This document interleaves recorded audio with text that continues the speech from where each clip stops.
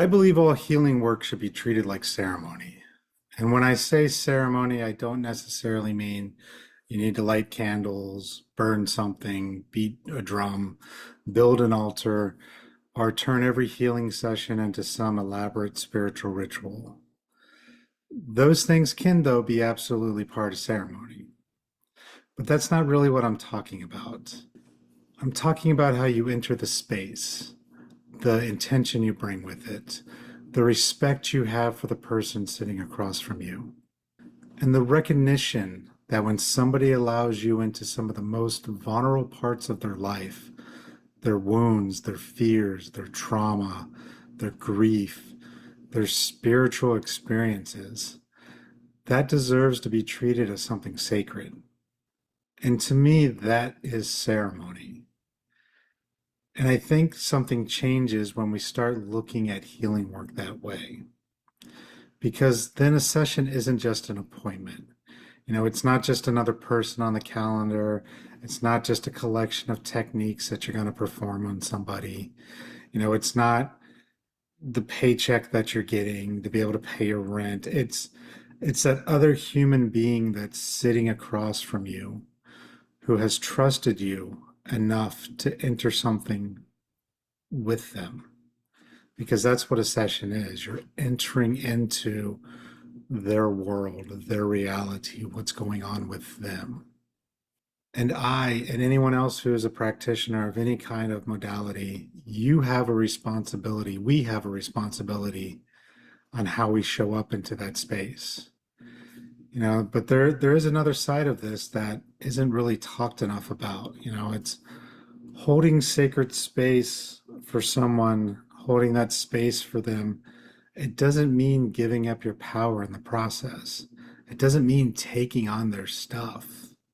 It doesn't mean giving away your energy because you want them to feel better.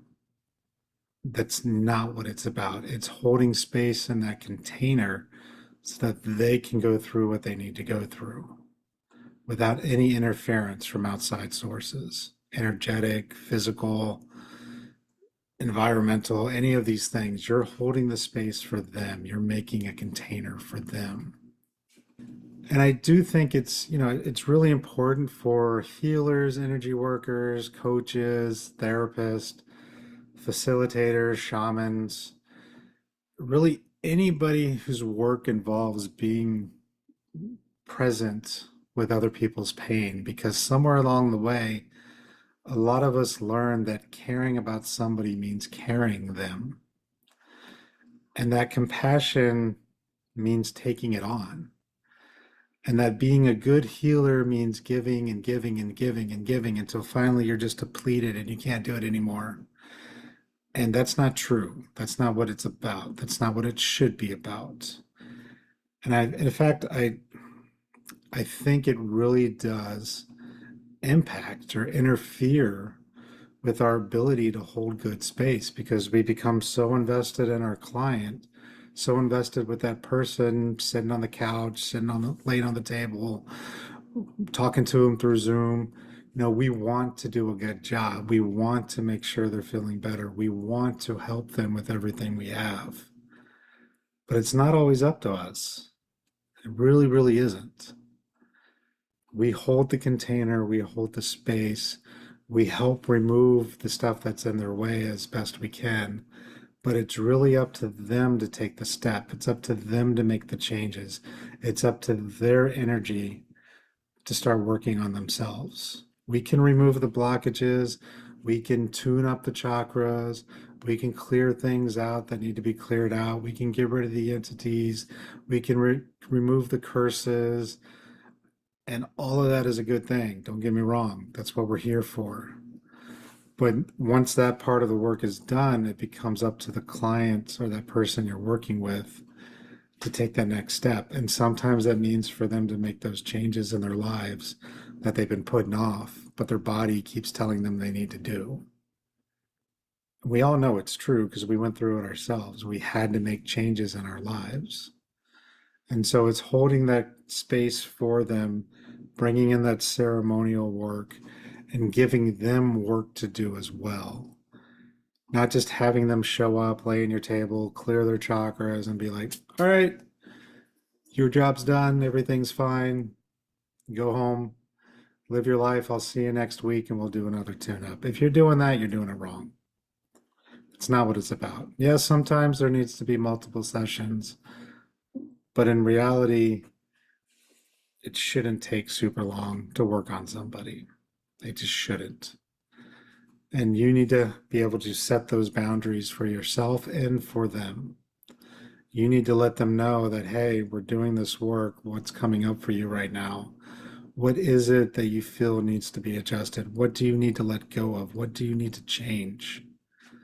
All of these are very important things for them to look at. And they might not know right away, and that's okay. They might not understand that some trauma they had when they were 5 that they don't remember caused a doorway to be open into their field and something got attached to them. They might not get it right away. And so you can continue to work with them to try to figure it out, but you got to hold that space. You got to set those boundaries. You can't take on their stuff, and you can't give too much of yourself either. Because when you do that, you've lost the plot. You're not doing what you need to be doing. And I see it so many times. And I was one of those practitioners too.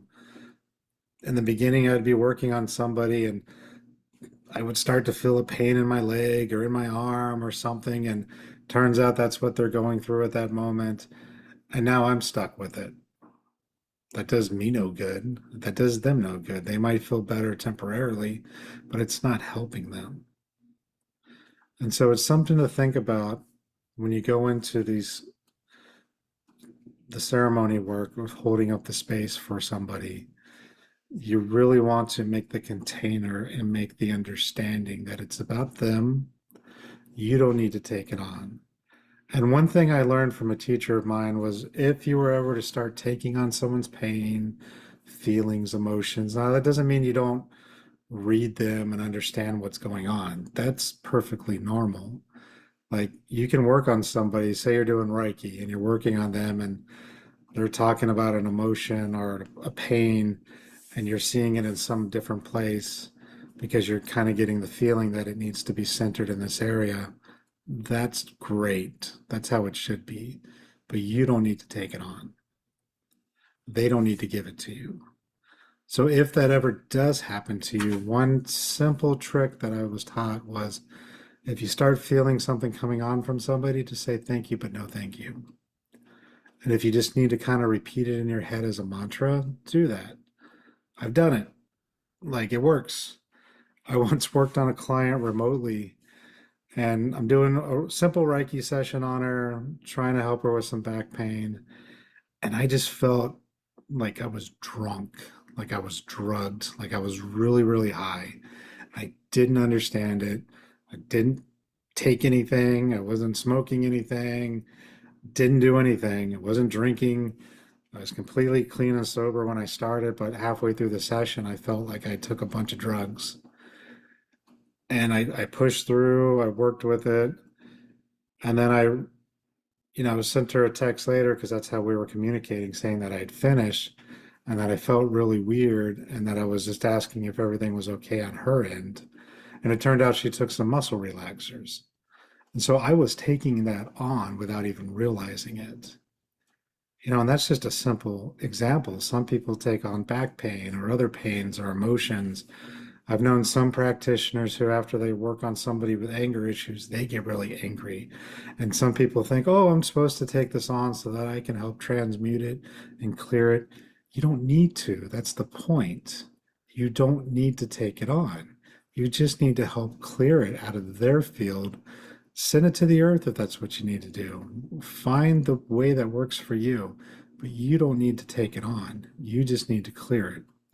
So if you do start taking something on, like I said, just say thank you, but no thank you. And just repeat it. Thank you, but no thank you. Thank you, but no thank you. This isn't mine. I don't want it. I don't need it. Thank you, but no thank you. And I promise you, after a few minutes of that, it'll start to dissipate. And then you'll be back into your normal self working on the session. So just keep that in mind. So again, if you're going to be working with people, it's a ceremony. It's sacred. It's like these people are coming to you because they trust you. They might not even know you. They might be bottom out, tried everything in the book. That's usually how it works when you get to somebody doing the energy work, is they've tried all the conventional medicines. They've tried all the different things they can do. They've been to the doctors. They've been to the therapist. Nothing is changing. And so they're coming to you. And they're putting their trust, their time, everything into this session. They might not fully believe in what you're doing, and that's okay. Like I tell people all the time, I don't need your belief, I just need your permission. I don't need you to believe that I can manipulate your field and I can clear out your chakras. You don't even have to believe in chakras. I don't care. It's cool. Don't worry about it. But I promise you this stuff will work. Like, you just got to let me do it. And so that's kind of the approach I've been taking ever since is they're giving you your trust. They're putting you in your hands. They are wanting a change. They are ready. They just don't understand what they need to do. And so treat it like a ceremony. It's no different than going into a plant medicine ceremony, doing a simple Reiki session. There is no difference. It is a sacred event. You are accessing parts of them that they've never accessed before. You are clearing parts of them they've never had cleared before. I mean, you were working on them at almost at a soul level for most of them, depending on what it is. It is a sacred moment. So treat it as a ceremony, but hold your boundaries and make sure that they do the same because then you're just dishonoring the whole process.